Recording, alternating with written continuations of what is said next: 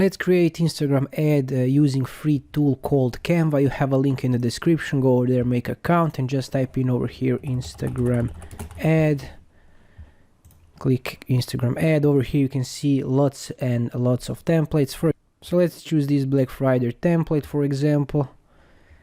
You can keep it as it is, change the font over here like this. You can choose the background of this. You can see, click on a background, choose for example to be red. Over here also red, keep it red.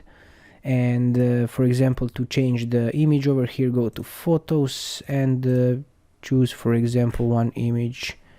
To change image, just go drag and drop the image over here, double click it if you want and make it bigger, position it, click done, click flip horizontal to something like this.